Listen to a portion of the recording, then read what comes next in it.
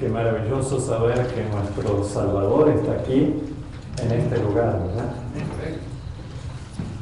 Y como dice ese canto que a menudo cantamos, Él está aquí entre nosotros mediante su Espíritu, está aquí para sanar, está aquí para guiar, está aquí para perdonar.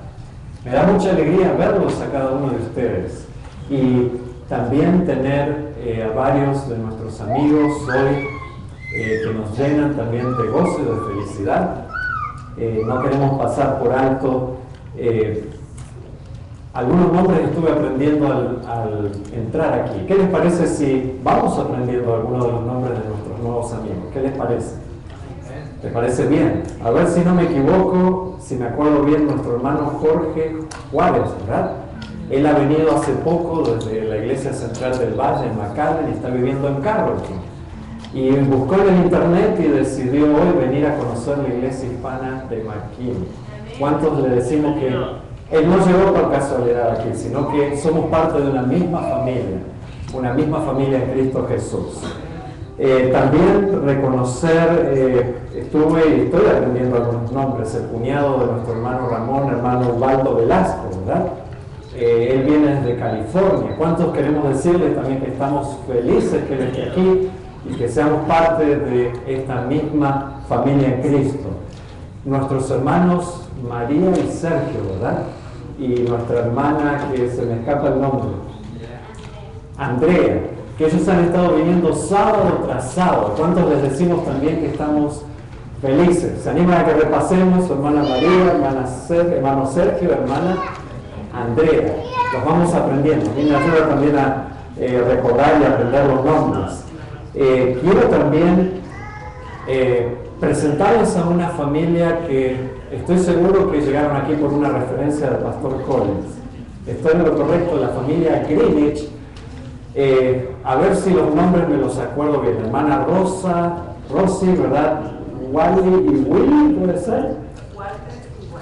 Walter y Walter. Bueno, ahí nos facilitaron la tarea, ¿verdad? ¿Cuántos les queremos decir que estamos también felices que estén esta mañana con nosotros? Creo que es el primer sábado, ¿verdad? Han estado por algunos años allí en Cleburne, miembros de la Iglesia Hispana de Cleburne, y ahora se han radicado en Frisco. Y hoy están por primer sábado aquí. Pero queremos dejar muy bien parado al pastor Collins, ¿verdad? Que él nos dio una buena referencia. Dijo, la iglesia de McKinney es una iglesia cariñosa y que recibe con mucho aprecio a cada persona que llega. Y cuántos hoy queremos también decirles a ellos que sean recibidos con un abrazo muy fuerte de nuestra parte. Y no queremos pasar por alto a algunos hermanos que ya nos acompañan más seguido. Nuestra hermana Rosalía, que nos bendice siempre a través del canto, y tal vez si usted tiene uno de esos cantos lindos para el final hoy, o incluso el que cantó hoy me encantó. ¿Cuántos nos gustó el canto que cantó hoy en la escuela sabática? Podemos tal vez cantarlo como un canto de llamado al final. Y estamos muy felices que nuestra hermana nos acompañe, nos bendice a través del canto, y ella viene de su congregación para estar con nosotros y bendecirnos. También le deseamos la más cariñosa de las bienvenidas hoy. Y por supuesto, otros que ya también estamos más seguidos aquí, Pastor Isaías Aguilar, que comparte un tiempo en Montemorelos, un tiempo aquí, Milton, Arlette y Ella, bueno, ustedes todos, aún los que están por primera vez, ya los consideramos parte de esta familia, porque cada persona que entra por estas puertas no entra aquí por casualidad, sino porque el Espíritu Santo es el que nos trae. Y por supuesto, eso incluye a cada uno de los que estamos aquí.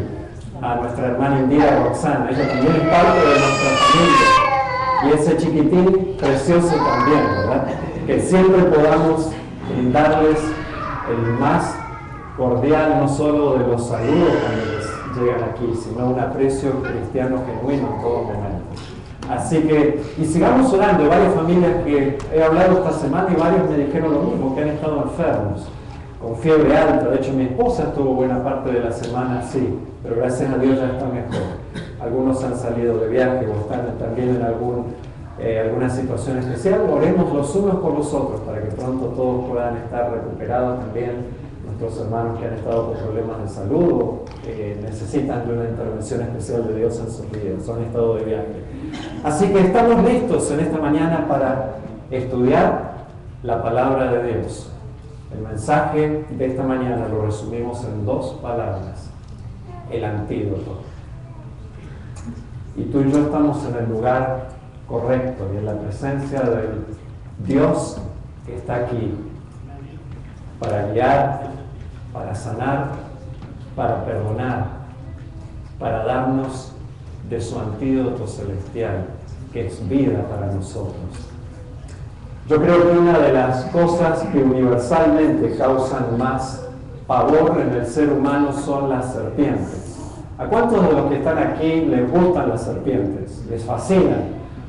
¿O tienen el hermano, verdad? A mí también me gustan, pero prefiero verlas detrás de un vidrio grueso, eso cuando uno va. Me gusta observarlas, leer, estudiar acerca de algunos comportamientos, pero no me resulta casi una reacción universal que cuando vemos una serpiente, y especialmente una serpiente en actitud amenazadora, que se nos erizan los vellos del cuerpo, se nos pone la piel de gallina. Es casi una reacción universal con las serpientes. Y de hecho no es sin causa, ¿verdad? Hace unos pocos años atrás, visitando a uno de nuestros hermanos allí en Houston, me dice: pastor, aquí en la parte de atrás, en el patio, tenemos un árbol de toronjas y quiero que usted se lleve algunas. Y salimos al patio y el árbol precioso, lleno de toronjas, y ya habían juntado algunas y otras las estaba el hermano sacando del árbol, cuando de repente el perrito chiquito que ellos tenían de mascota se dirige al borde de la cerca y empieza a ladrar y ladrar y ladrar, bien espantado. Y bueno, obviamente nos acercamos para ver qué sucedía, y de repente nos damos cuenta de que había una serpiente de buen tamaño. El hermano tenía el fondo de su casa que daba a uno de los desagües o canales donde va el agua de lluvia, ¿verdad? Y había entrado por debajo de la cerca una serpiente, e inmediatamente que la vimos, la serpiente se sintió medio acorralada por el perrito también y se puso en una posición similar a la que está aquí. Y yo no sabía que en Houston había serpientes que se parecían a esta, porque esa serpiente amplió sus costados aquí. Yo la única serpiente que había visto, leído que hace así es la cobra, ¿verdad? Y empezó a hacer el resoplido más pavoroso que ustedes se pueden imaginar, como para alejarnos. Empezó... Evidentemente ella quería que mantengamos la distancia. Y la observamos bien y el hermano dice, no sabía si ya traer una pala y darle, pero enseguida la serpiente volvió a pasar por debajo de la cerca y se escapó. Y llegué a la casa y digo, no puede ser, aquí en Houston hay también animales parecidos a las cobras o serpientes. Y cuando busqué y me acordaba bien los colores que había visto, y encontré que era una serpiente de agua del género Nerodia, que no es venenosa, pero que tiene y hace un comportamiento muy similar a estas cobras, aunque las cobras son del Asia, para asustar a la gente o a sus enemigos naturales, ¿verdad? Y resoplar. Y la verdad que nos resultó una experiencia bastante... Y dice que mucha gente llama a veces a control de animales o por estas serpientes que se parecen a la cobra y son realmente... tienen una apariencia realmente que infunde temor. Pero algunas infunden temor porque realmente son muy venenosas y su mordedura puede causar la muerte en cuestión de minutos o pocas horas, si la cantidad de veneno que tiene en su cuerpo es la suficiente y si logra inyectar la cantidad suficiente de veneno. De hecho, me decía mi esposa que esta semana un hombre aquí de McKinney fue mordido por una copperhead de bebé. Sin embargo, las bebés ya traen suficiente veneno como para enviarlo a cuidado intensivo con una hinchazón grande y cuidados especiales. Así que cuando uno ve alguna de estas serpientes, uno prefiere dar un paso atrás antes de preguntarle si son venenosas o no venenosas, porque lo cierto es que pueden causar, aún cuando son bebés, pueden causar mucho daño. Y aquí ustedes tienen la foto de una cobra rey, el Asia, una de las cobras más venenosas. Hay serpientes como la mamba negra en el África, y la cascabel aquí, que causan muchas muertes anuales, que tienen un veneno poderoso. De hecho, uno de los especialistas más grandes de Estados Unidos, o más conocedores de cómo tratar picaduras o mordeduras de serpientes, es un médico que ejerce en Loma Linda.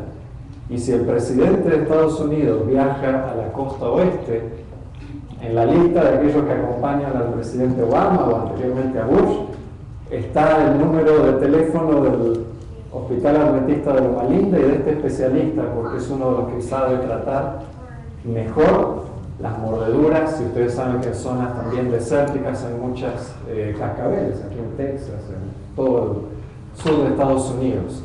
Pero en esta mañana yo quiero hablarles de una mordedura mucho más letal, que es mortal en el 100% de los casos. Esa mordedura no se dio hace pocos días, sino prácticamente 6.000 años atrás, cuando nuestros primeros padres fueron engañados por la serpiente antigua, que es el diablo y Satanás, y cuando ellos desobedecieron a Dios y el pecado entró a nuestro mundo, esa mordedura venenosa de la serpiente ha resultado desde ese entonces hasta ahora 100% mortal. No es el hecho de ser mordido por una cobra o una cascabel y decir, bueno, tengo 70% de posibilidades y 30 o 50 y 50. Esta mordedura es 100% mortal. Y ha sido 100% mortal en todos los casos. Pero en esta mañana yo quiero presentarles a un especialista mucho más grande que cualquier doctor humano que pueda tratar mordeduras de serpientes. En esta mañana tú y yo estamos ante la presencia del Dios del cielo, que mediante su Hijo amado Cristo Jesús ha venido a este mundo para darnos el único antídoto para ser salvados de esa mordedura fatal, totalmente mortal en el 100% de los casos. La única salida y esperanza que tú y yo tenemos es en buscar a ese especialista, el único que nos puede dar el antídoto que nos salve de esa mordedura mortal. Hablemos un poquito de esto y hoy vamos a tomar desde el principio, porque si entendemos bien lo que viene desde el principio, todo lo demás calza en su lugar. Pero si no entendemos bien lo que viene desde el principio, todo lo demás resulta confuso, ¿verdad? El veneno fatal, ¿qué nos dice la palabra de Dios? Pero la serpiente era astuta más que todos los animales del campo que Jehová Dios había hecho, la cual dijo a la mujer: con que Dios os ha dicho, no comáis de todo árbol del huerto. Entonces la serpiente dijo a la mujer, la gran mentira, ¿verdad? No moriréis. Y ella, hablando de Eva, tomó de su fruto y comió, y dio también a su marido, el cual comió como ella. Entonces fueron abiertos los ojos de ambos al conocimiento del bien y del mal, obviamente también a su vergüenza, a su desnudez. Y fíjense lo que dice Génesis 5:4. El veneno del pecado es un veneno letal. Génesis 5:4 registra que vivió Adán 930 años y ¿qué sucedió? Y murió, ¿verdad? Y no ha sucedido lo mismo con todos los seres humanos desde ese entonces,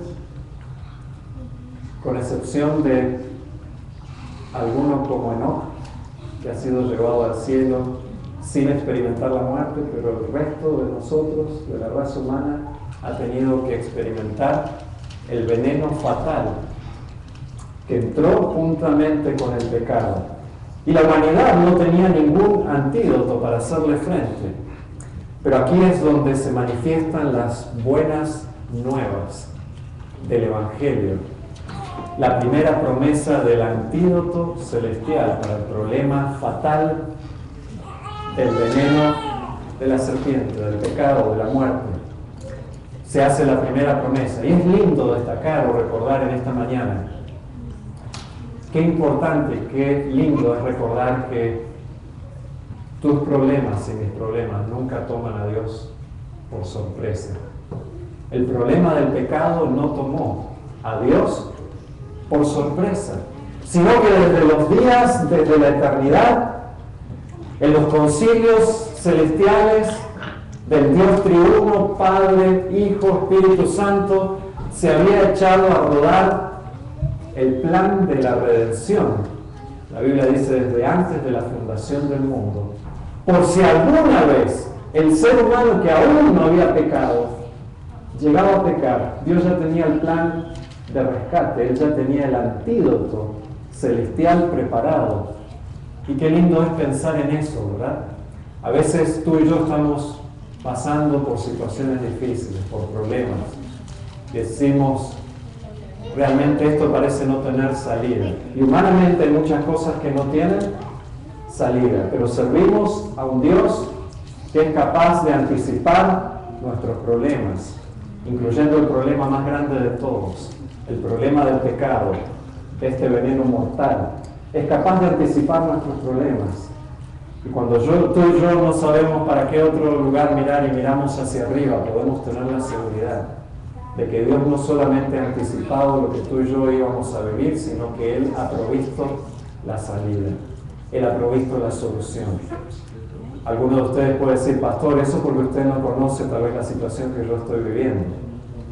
No importa la situación que tú y yo estemos viviendo, conocemos a un Dios que es más grande que nuestros problemas, incluyendo el problema más grande de todos, el problema del pecado. Y Jehová dijo a la serpiente, por cuanto esto hiciste, maldita serás, y pondré enemistad entre ti y la mujer, y entre tu simiente y la simiente suya. Esta te herirá en la cabeza, y tú le herirás en el calcañar o talón. Muchos críticos de la Biblia a través, especialmente desde la Revolución Francesa para aquí, ¿verdad?, han llegado a decir que este texto solo explica por qué las mujeres, y deberíamos agregar, si somos sinceros, y muchos hombres, si no la mayoría o todos, le tienen o le tenemos miedo a las serpientes. Imagínense ustedes, hay comentadores de la Biblia que dicen literalmente eso, que este texto no tiene mayor significado sino explicar por qué tenemos un rechazo por las serpientes, ¿verdad? Imagínense, hay eruditos de la Biblia que dicen literalmente eso. Aún algunos evangélicos han rechazado sus implicaciones mesiánicas, pero hay razones sólidas para no hacerlo, para recordar que este texto representa la primera promesa ¿de quién? La primera promesa mesiánica. Para empezar con este texto, Génesis 3:15, hay algo muy especial en este pasaje porque biológicamente una mujer no puede tener simiente. Sin embargo, ya nos damos cuenta de que se están utilizando algunos símbolos que tienen una aplicación mucho más grande que simplemente para Adán y Eva. Que Dios aquí está presentando algo que va a ser vital para traer el antídoto frente a esa mordedura fatal, ¿verdad?, a ese veneno letal. Usualmente la palabra simiente que aparece allí en Génesis 3:15 va acompañada en el idioma original, en el hebreo, de un pronombre plural, como cuando ustedes usan la idea o la palabra descendientes en plural. O sea que usualmente esta palabra, cuando ustedes ven la palabra simiente en la Biblia, en el Antiguo Testamento, generalmente, la mayoría de las veces va acompañada de un pronombre, ¿de qué tipo? plural, o sea que hace referencia a muchos, ¿verdad? Pero aquí, en Génesis 3:15, cuando aparece la palabra simiente, una de esas dos veces, no está acompañada de un pronombre plural, sino de un masculino singular. O sea que hay algo bien interesante. De hecho, vamos a leerlo en un par de versiones. ¿Alguno de ustedes tiene una versión más nueva de la Biblia que diga, o incluso alguna versión católica, que son muy buenas traducciones también, que diga algo diferente de lo que dice mi Reina Valera de 1960? ¿Quiénes tienen la Reina Valera 2000, que es un poquito más nueva? La hermana Arlet la tiene, ¿sí? Y si alguno tiene la Reina Valera 2000, léanos Génesis 3:15 y vea qué dice, porque en la Biblia, o en algunas traducciones como la 60, pasa desapercibido el mensaje de Génesis 3:15. Dice, pondré enemistad, mi Biblia 1960, entre ti. ¿A quién le está hablando Dios? Le está hablando a la serpiente. Entre ti, la serpiente, y la mujer. Y entre tu simiente, hablando de la simiente de la serpiente, y la simiente suya. Ahí se pone interesante, porque una de estas veces la simiente no aparece con un pronombre plural, hablando de muchos, sino que el hebreo original está acompañado de un pronombre masculino singular. Y ahora lo vamos a leer en alguna de las otras versiones. Y es interesante. Dice, esta te herirá en la cabeza. Algunas de sus Biblias, el que tenga la versión 2000, la Reina Valera 2000, dice algo diferente. ¿Qué dice su versión? Y entre tu descendencia y la de ella, el descendiente de la mujer te aplastará la cabeza, mientras tú solamente le morderás el seno. Tremendo, ¿verdad? Noten ustedes, aquí donde la mayoría de las Biblias, por lo menos la versión 60, dice, y esta te herirá en la cabeza, ahí ya hay una Biblia que dice, no hablando de muchos descendientes, sino de cuántos. Un descendiente aplastará la cabeza, aunque ella te morderá. Calcañar es una palabra, ¿cuánto usamos calcañar hoy en día para referirse a talón, ¿no? Pero te morderá en el talón. Bien interesante, porque vamos a ver algo que, si lo entendemos bien desde el principio, nos ayuda a entender lo que el resto de la Biblia presenta acerca del antídoto celestial, de la promesa del Mesías. Y fíjense ustedes qué interesante. Si quieren tomar sus Biblias, vamos a ir un instante a Génesis 15 y 17. Saben que la mayoría de las veces, como les decía yo hace un ratito, la Biblia usa la palabra simiente y aparece con un pronombre de qué tipo? Plural. Con un par de excepciones notables en el libro de Génesis, que las vamos a ver hoy. Pero acompáñenme a Génesis capítulo 15, versículo 13. Génesis 15, 13, los vamos a leer.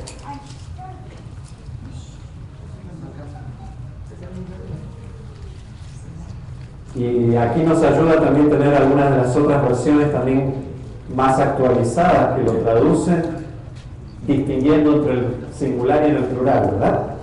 Fíjense, ¿qué dice allí Génesis 15, 13? Lo leo.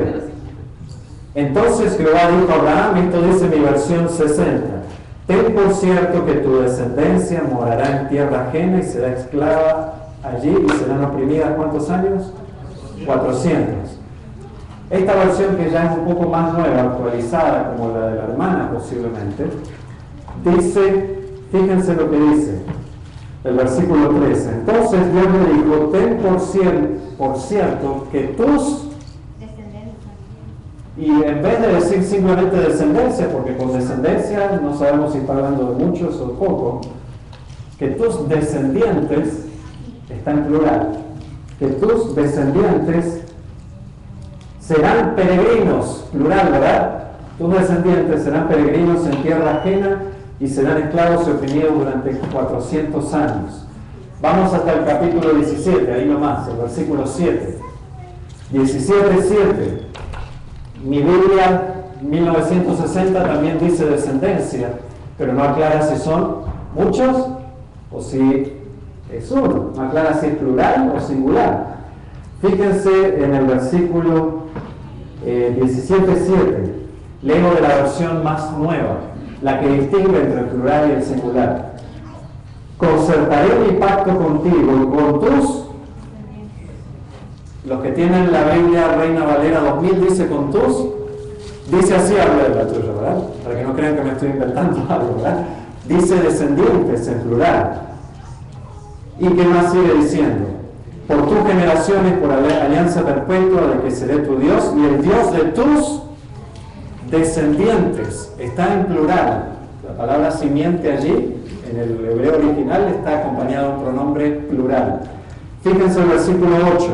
Y te daré a ti y a tus descendientes, en plural, después de ti, la tierra en que habitas, toda la tierra de Canaán es herencia eterna y seré el Dios de ellos. Y el 9, también aparece la palabra simiente en plural.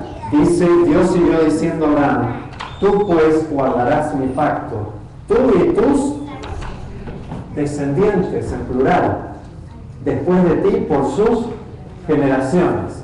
Bien interesante, ustedes pueden leer prácticamente el libro de Génesis y en el Antiguo Testamento y en general, la mayoría de las veces la palabra simiente va acompañada de un pronombre plural, como aquí la traducción dice descendientes, no solo uno, ¿verdad? Con dos excepciones notables en el libro de Génesis. ¿Saben ustedes cuál es la primera de esas excepciones? Y hay otra más en el libro de Génesis. Se encuentra en Génesis 3:15. Allí no aparece descendientes o simientes, sino aparece el plural. No aparece simplemente el plural, sino el singular, ¿verdad? Hablando de un descendiente. Hay una clara referencia al Mesías, Cristo Jesús. Y varias versiones de la Biblia traducen en forma precisa este versículo. Miremoslo en la pantalla. Una versión católica de Evaristo Nieto dice: yo pongo enemistad entre ti y la mujer, entre tu linaje, hablándole a la serpiente, y el suyo. Y noten qué aparece aquí. Él, hablando de un descendiente, uno de la simiente, te aplastará la cabeza mientras tú te abalances a su calcañar, hablando de un solo talón, no de muchos talones, ¿verdad? Masculino singular. Bien interesante, ¿verdad? Otra versión, ya la leímos recién, pero si quieren, para el que no tenga la Reina Valera 2000, la proyectamos aquí. Enemistad pondré entre ti, ¿y qué más dice? Y la mujer, y entre tu descendencia, ahí está el plural, y el descendiente, aparece con masculino singular. El descendiente de ella. Tú le dirás, hablándole a la serpiente, el talón, pero él te aplastará la cabeza. Si quieren ver aquí algunas pocas ejemplos de versiones en inglés, aparece también he will crush your head and you will strike his heel, dice una versión, la New Living Translation. Y fíjense, les puse 3 más como ejemplo. La New Revised Standard Version, la American Standard Version, la King James, todas usan el pronombre masculino singular, que a veces se pierde en algunas traducciones porque dice simplemente simiente. Y claramente dice que habría un descendiente, uno de la descendencia de la mujer, que haría ¿qué con la cabeza de la serpiente? La aplastaría. Y en ese proceso recibiría una mordedura en su talón, ¿verdad? O su calcañar. Interesante porque una versión que ya existía en tiempos de Jesús, la Septuaginta, la versión de los 70, ¿verdad, pastor? Era el Antiguo Testamento que tenían en tiempos de Jesús aquellos que hablaban el idioma o leían el idioma griego.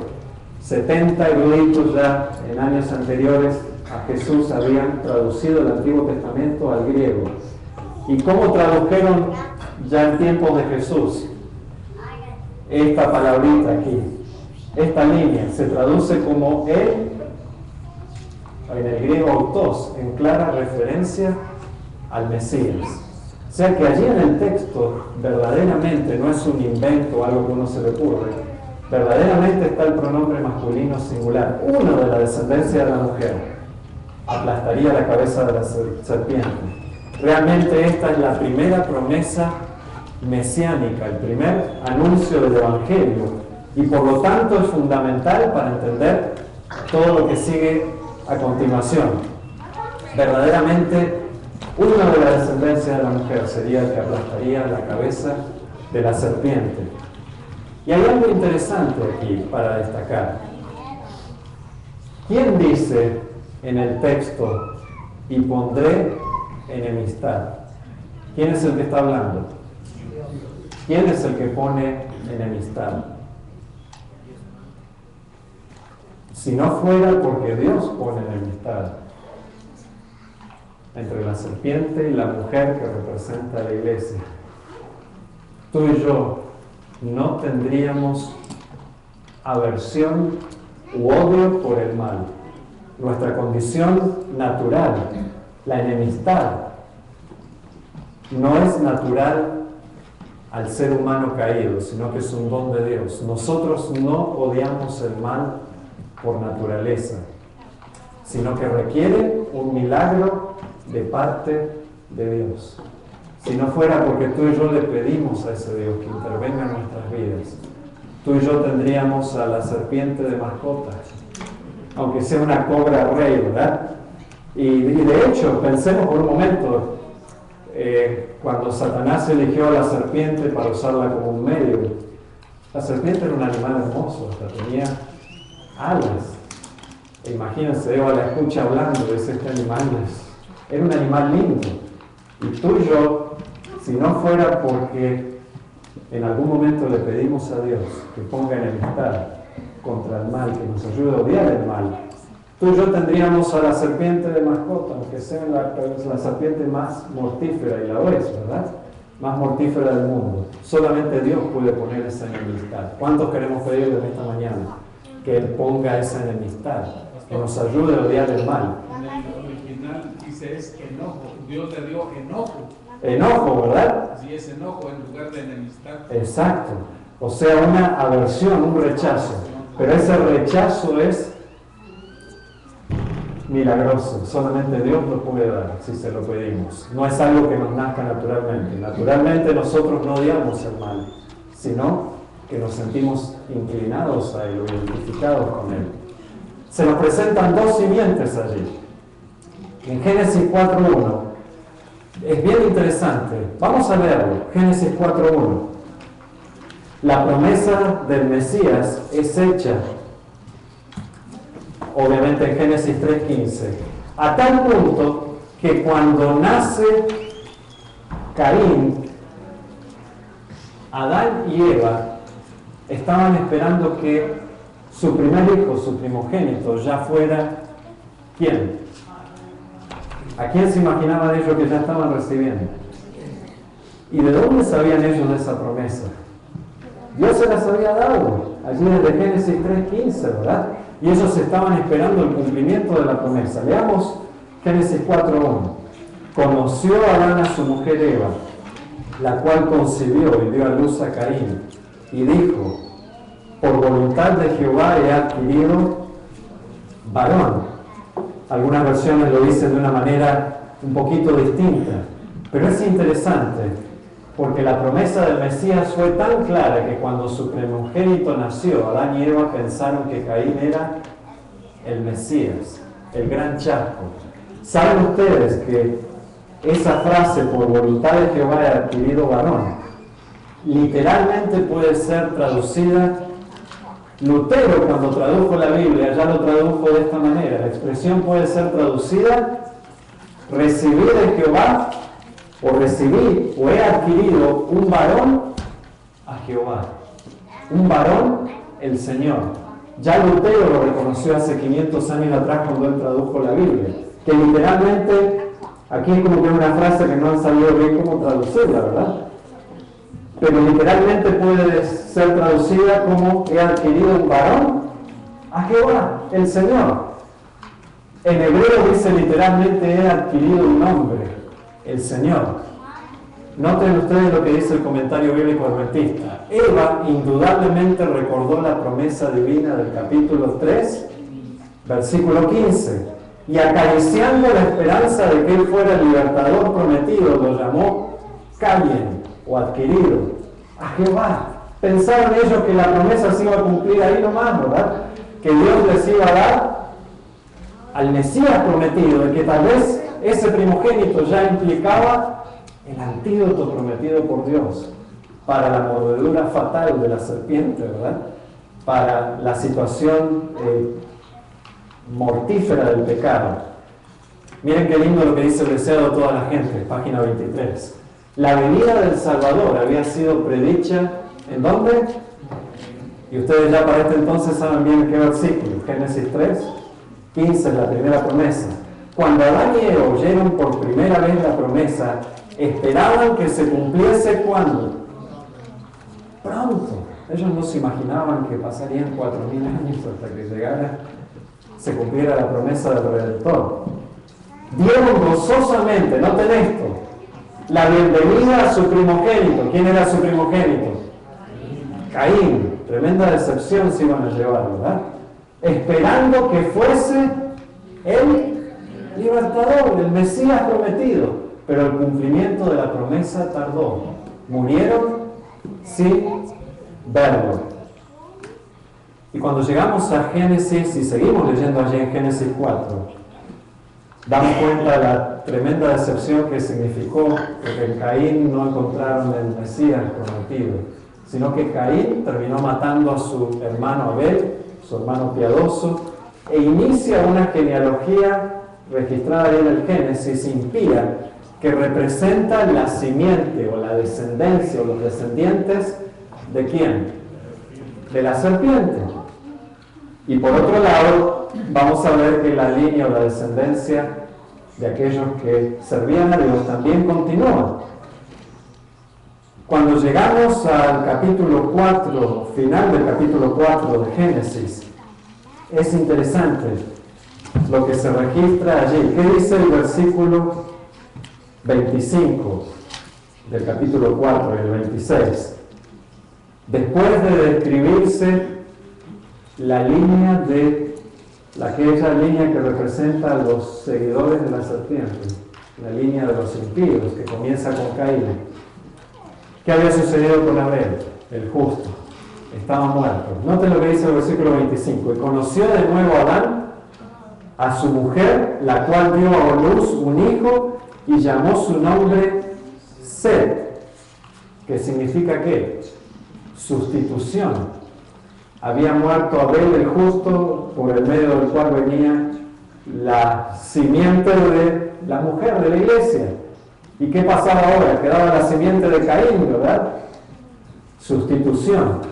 ¿Por qué? Porque Dios dijo, me ha sustituido otro hijo en lugar de Abel, a quien mató Caín. Y a Set también le nació un hijo, y se llamó su nombre Enos. Y note lo que dice aquí, frase clave. Entonces los hombres comenzaron a invocar el nombre de Jehová. En otras palabras, el linaje o la simiente de la mujer recupera ahora su lugar que había sido perdido cuando murió o cuando Abel fue matado por su hermano. Y bien interesante, la separación de las dos simientes se hace evidente en las genealogías de Caín, los impíos por un lado, y de Set, los piadosos, los seguidores de Dios, por el otro. Para cuando llegamos a Génesis 6, nos damos cuenta de que se empiezan a mezclar las dos simientes. Cuando los hijos de Dios, dice allí, vieron que las hijas de los hombres eran hermosas y tomaron cuantas quisieron de ellas, y se empezó a borrar la línea de distinción entre una simiente y la otra, se entremezclaron, ¿verdad? Y de paso, algunos creen que cuando dice allí que los hijos de Dios vieron que las hijas de los hombres eran hermosas, algunos piensan que eran seres angélicos que vinieron y de alguna manera se mezclaron con los seres humanos. Cuando entendemos bien desde el principio de lo que está hablando aquí, llegamos a buenas conclusiones. Nos damos cuenta que simplemente unos eran servidores de Dios y otros seguían la línea de la serpiente, ¿verdad? La simiente de la serpiente. Así que, ¿qué tuvo que hacer el Señor con Noé? Tuvo que iniciar todo de cero otra vez, ¿verdad? Y aquí es donde se promete nuevamente el antídoto divino. Génesis 22, 18.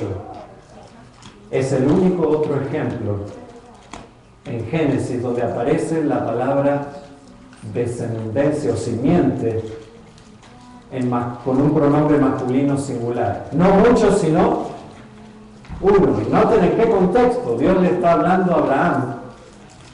¡Wow! ¿Saben lo que está ocurriendo en este capítulo? Capítulo 22 de Génesis.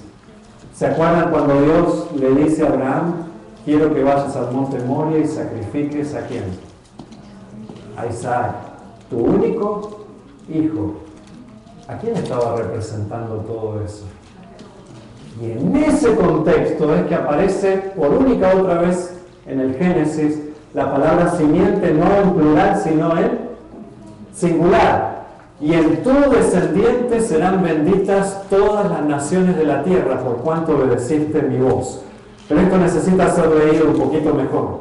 Vamos a ir a Génesis capítulo 22. Noten ustedes, si tomamos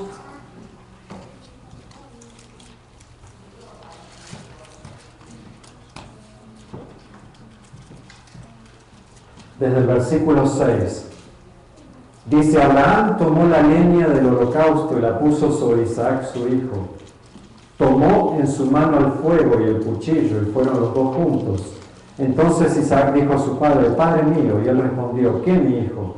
Isaac agregó, aquí están el fuego y la leña, pero ¿dónde está el cordero para el holocausto? Abraham respondió, ¿qué dijo? Dios se proveerá de cordero para el holocausto, hijo mío, y siguieron juntos. Cuando llegaron al lugar que Dios le había dicho, Abraham edificó un altar y le puso la leña, ató a su hijo y lo puso en el altar sobre la leña. Y Abraham extendió su mano y tomó el cuchillo para degollar a su hijo. Entonces el ángel del Señor lo llamó desde el cielo, Abraham, Abraham, y él respondió, aquí estoy. Y le dijo, no alargues tu mano sobre el muchacho, ni le hagas nada. Ya sé que temes a Dios, pues no me negaste a tu hijo único. Es una parábola representada del plan de salvación, de ese Dios que envió a su único hijo a este mundo. Y noten ustedes, y Abraham llamó ese lugar Jehová Jireh, o el Señor proveerá. Por eso se dice, en el monte del Señor será provisto.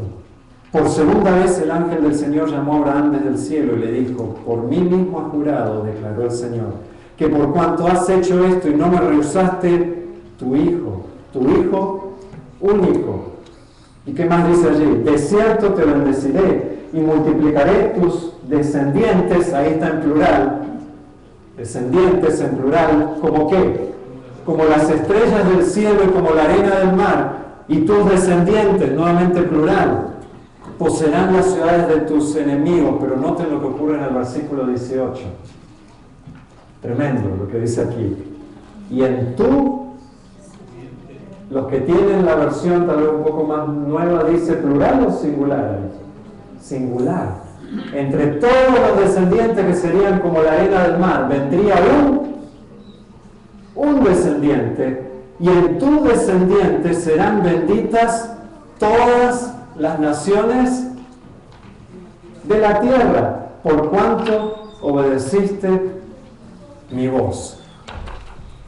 Qué hermosa promesa mesiánica.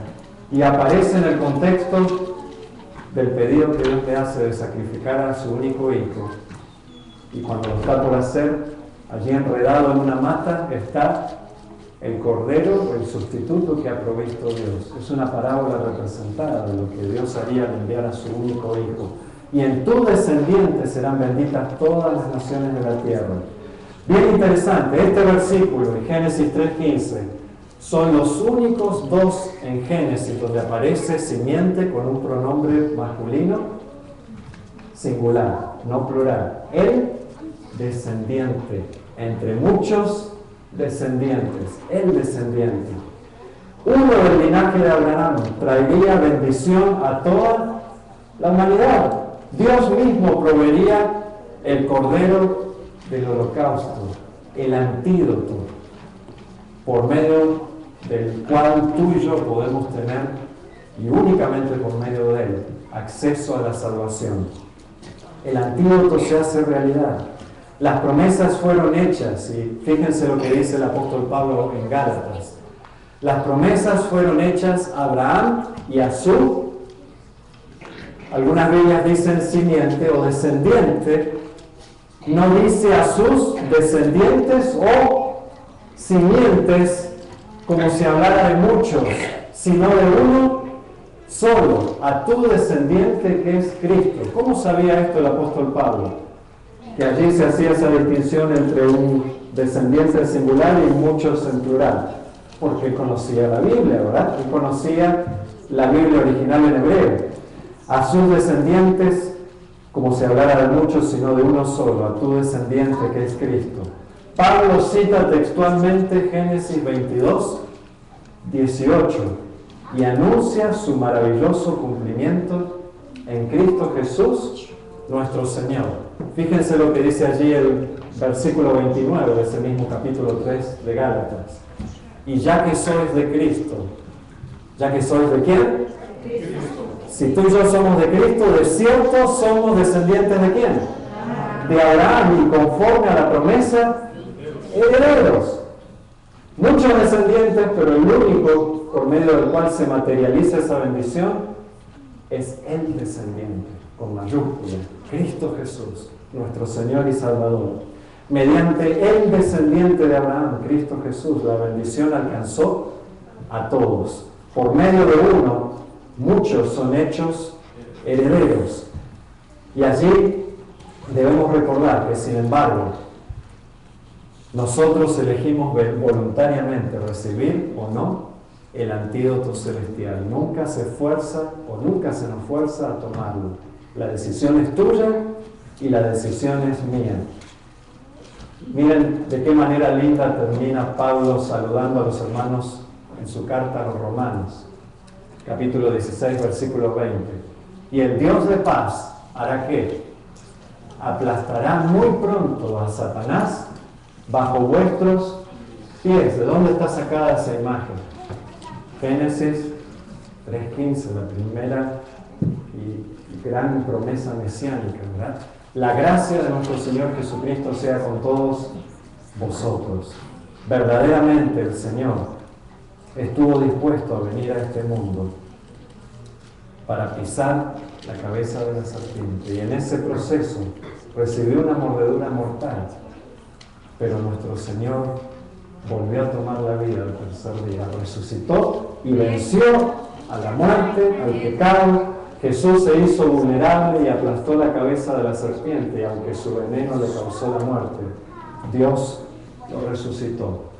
Él llegó a ser verdaderamente el antídoto, el único que, habiendo pasado por la muerte, pudo vencerla, pudo vencer al pecado y a la muerte, y por medio de la fe en Él, tú y yo también podemos ser vencedores. Y únicamente en Cristo, tú y yo también podemos ser vencedores y recibir el antídoto celestial. La victoria de Jesús sobre la serpiente antigua, sobre el pecado y sobre la muerte es garantía de tu victoria y de mi victoria, si tan solo ponemos nuestra confianza en Cristo Jesús. Termino con esto. Cuando éramos niños, cuando era niño, me acuerdo que visitando a mis abuelos maternos, una de las cosas que más me fascinaban como niño era poder escuchar a mi abuelo contando experiencias del campo misionero. Y especialmente me fascinaban, ¿cómo no habría de hacerlo, no? A los niños Todas esas cosas de aventura fascinan, ¿verdad? Historias que involucraban serpientes y serpientes venenosas. Y se vienen a la memoria más de una experiencia, pero recuerdo una en particular, y allí ustedes pueden ver una foto de una serpiente muy venenosa de Sudamérica. En mis tierras, en Paraguay, en otros es un vocablo que viene del guaraní, se le llama yarará. Es una serpiente muy venenosa. Pero hay una de esas serpientes, o una variante de esas que le llaman yarará cusú, que aparentemente es de un comportamiento distinto de las demás, es más agresiva.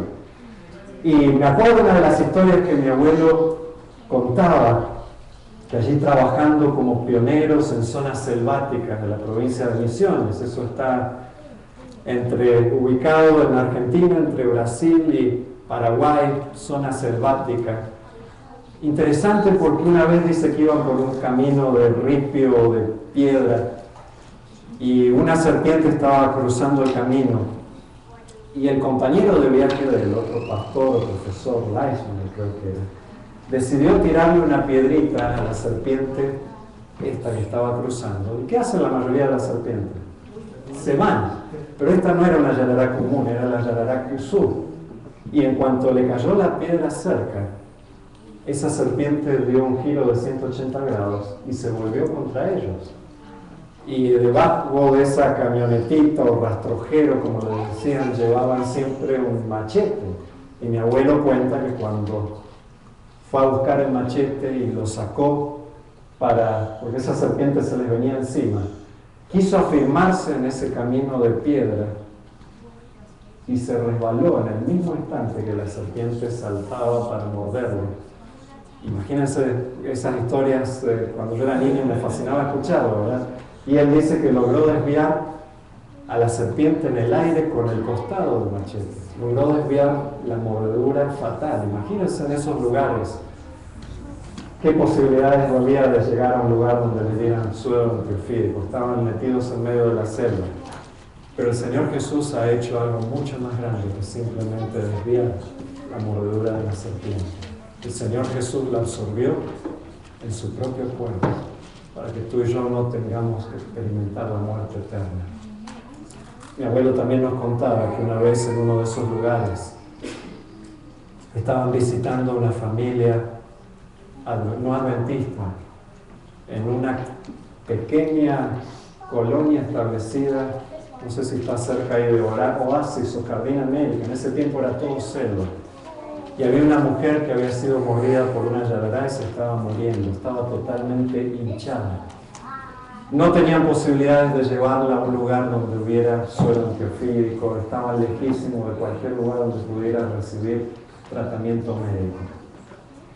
Pero ella decidió poner su confianza en el Dios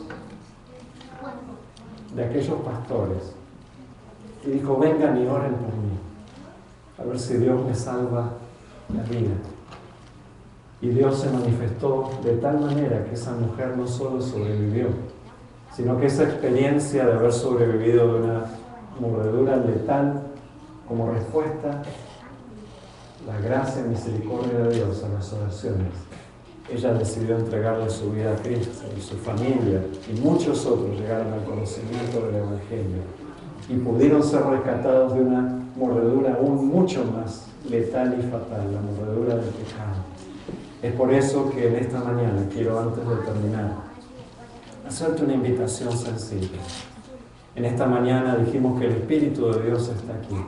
Está para consolar, para sanar, para perdonar. Yo no conozco lo que hay en tu corazón y tal vez tú no conoces lo que pueda haber en el mío. Tal vez Dios en esta mañana te está recordando la necesidad de entregarte a Él, si no lo has hecho todavía, y poder recibir el único antídoto mediante el cual tú y yo podemos tener acceso a la salvación y a la vida eterna. Y eso se hace cuando le entregamos nuestra vida a Dios, por medio del bautismo. Tal vez algunos de nosotros en esta hora reconocemos que necesitamos confesarle algo a nuestro Señor. Y la promesa de Dios para nosotros, aun cuando somos cristianos, y en ese contexto aparece en 1 de Juan, es que si confesamos nuestros pecados, si confesamos nuestros pecados, Él es fiel y justo para perdonarnos y limpiarnos de toda maldad, para quitar el veneno mortífero de nuestro sistema. Porque la Biblia también nos recuerda que el que encubre sus pecados no prosperará. Libro de Proverbios. Mas el que confiesa y se aparta alcanzará misericordia. En esta mañana yo quiero hacerte la invitación a que tú puedas silenciosamente dirigirte a tu Dios y decirle: Señor, yo necesito confesarte algo, yo necesito que quites ese veneno letal de mi sistema. Y aunque a ti y a mí nos tocara pasar por la primera muerte, Dios ya la ha vencido. Ese no es el mayor problema. La que tenemos que temer es a la segunda muerte, ¿verdad? De la cual no hay vuelta atrás. Y esa es la muerte que introdujo el enemigo. Pero el Salvador nos dio el antídoto que nos rescata de esa muerte. Y es por eso que tú y yo en esta mañana podemos decirle: Señor, aplica tu antídoto a mi vida. Y recuérdame esas promesas de tu palabra, de que por cada pecado confesado y abandonado hay un pecador perdonado. ¿Se animan a que lo repitamos juntos? Por cada pecado confesado y abandonado hay un pecador perdonado. Claro que sí. Por cada pecado confesado hay un pecador perdonado. Más cuando tomamos la decisión de apartarnos de lo que nos está haciendo daño. Y el Señor va a inyectar en tus venas y en mis venas el antídoto celestial, la vida en Cristo Jesús. Amén. Así como el suero antiofídico, el que se usa para las mordeduras de serpiente, ha pasado primero por la sangre de animales o para crear ese suero que tiene resistencia al veneno. La única resistencia al veneno nos la puede dar Cristo Jesús. Vamos a escuchar este canto que trae nuestra hermana. Y si en esta mañana tu deseo es pedirle a Jesús que aplique ese antídoto, que quite de tu sistema cualquier veneno que te está apartando y separando de Dios, yo te voy a pedir o invitar a que te pongas de pie y le digas: Señor, yo quiero renovar mi compromiso de amor contigo. Quiero que tú quites de mí cualquier cosa que me esté alejando. Quiero que me des nueva vida hoy en Cristo Jesús.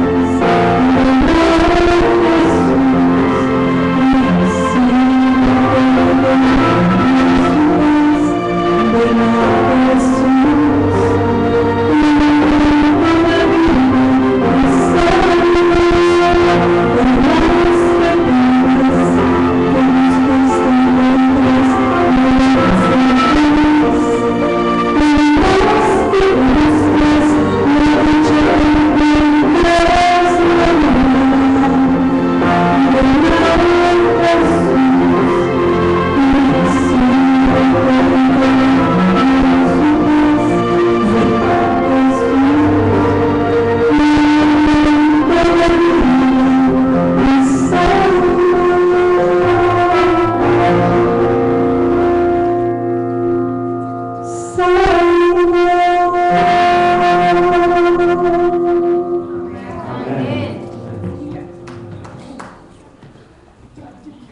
donde estamos, voy a invitarlos a inclinar nuestros rostros para orar. Maravilloso Padre que estás en los cielos, tú ves, Señor, a tus hijos y a tus hijas delante de ti en tu presencia. Tú nos conoces, Señor, mejor que nadie. Tú conoces todo lo que hay en nuestro ser. Y, Señor, en forma silenciosa, en este momento, te entregamos, Señor, cualquier cosa que nos esté separando de ti. Confesamos, Señor, cualquier pecado que esté envenenando nuestro sistema y apartándonos de la vida. Pero gracias, Señor, porque así como escuchábamos en este precioso canto, en ti, oh Dios, hay aliento de vida y salvación. Hay sanidad para nuestras almas enfermas por el pecado. ¿Cuánto necesitamos, oh Dios, de ti? Necesitamos que nos visites individualmente en esta hora. Y yo sé que tú vas a honrar, Señor, cada decisión que es tomada individualmente y aún silenciosamente en este momento. Porque por cada pecado confesado hay un pecador perdonado. Por cada carga entregada a ti, oh Dios, hay realmente un cristiano que ahora puede caminar, Señor, en nueva luz y en vida.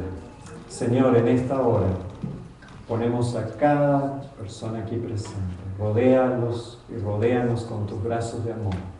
Limpia, Señor, nuestro sistema. Quita el veneno letal que nos separaría de la vida eterna y pon en su lugar, Señor, la sangre preciosa de Cristo Jesús, el antídoto celestial, por medio del cual, Señor, tenemos acceso pleno y confiado a la salvación y a la vida eterna. Gracias, oh Dios, por escuchar nuestra oración. Quédate con nosotros. Tráenos de regreso esta tarde, a partir de las 4:30, cuando se saldrá a invitar, Señor, a los niños de esta comunidad para que puedan encontrar vida a ellos y sus familias en el único que la puede dar, en Cristo Jesús. Y bendice también el programa de los aventureros en esta tarde, pero ayúdanos a poder compartir con otros las buenas nuevas de salvación, porque tú has obrado maravillosamente en nuestras propias vidas. Aún ahora, Dios, en el nombre precioso de Jesús. Amén. Dios nos bendiga.